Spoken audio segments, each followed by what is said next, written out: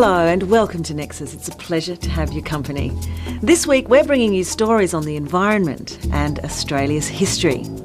On today's show, we'll encounter the suburban world of brush turkeys, go inside one of the pylons on the Sydney Harbour Bridge and find an exhibition of lost Buddhas. But first, let's join Bernadette Nunn above the rainforest at Cape Tribulation in far north Queensland.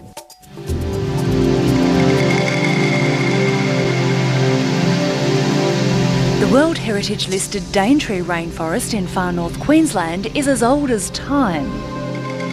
So we're very lucky with this forest. It's one of the few forests in the world that do present us with a snapshot, an instant in time that basically has a complete assortment of just about every evolutionary step that plants have gone through on land. Well, if we were to go back 400 million years, this is what the forest would basically look like. This is the closest living relative of what we know as trees today. All these plants arrived from that evolutionary journey through many different episodes of climate change. So climate change isn't just about the future, it's about understanding the past as well. This canopy crane towers 47 metres high, the first in the southern hemisphere. It's a privileged perspective on the rainforest, offering scientists a rare opportunity to investigate the canopy right down to individual leaf level. Pretty much this is the first time that we've been able to take this type of machinery, this very sensitive equipment, up into the forest canopy and do these measurements at 50 metres above ground level. And by doing that we get a good direct measurement down to the leaf scale as to what the different types of plants here are actually doing. The end of the crane reaches 55 metres from the tower and swings 360 degrees to cover almost a hectare of forest. It's unprecedented access. Being able to take instruments, fairly newly developed instruments like this that you could only use in potted plants in the lab, here we have access to hundreds of species, many of them, in one day. Yeah, this is good. Just down a bit.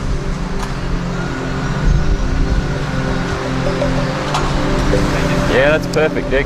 This instrument measures the rate at which plants photosynthesise, the way they convert light into energy to grow.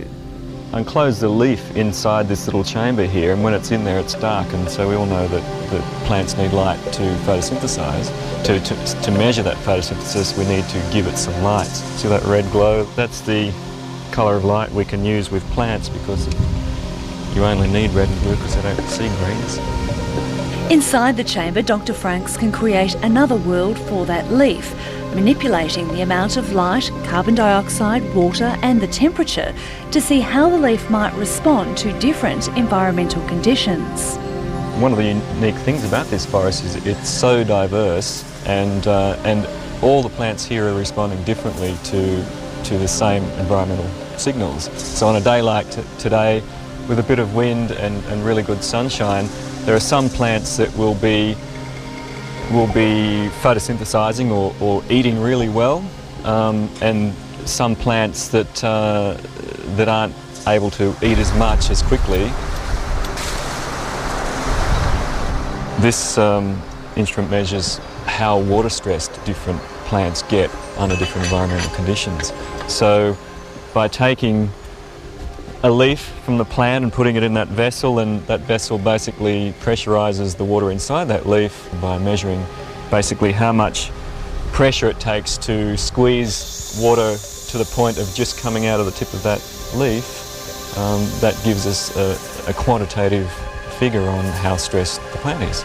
So as the environment of this forest changes, if it becomes drier, if we get less rainfall, we'll see that there will be a shift in favour of the trees as opposed to the vines, and vice versa. If we have wetter periods, then the vines will tend to be more competitive and grow better than the trees here.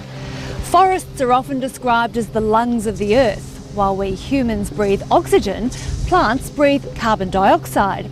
So forests could act as carbon sinks, absorbing the millions of tonnes of carbon dioxide produced by land clearing, our cars and factories.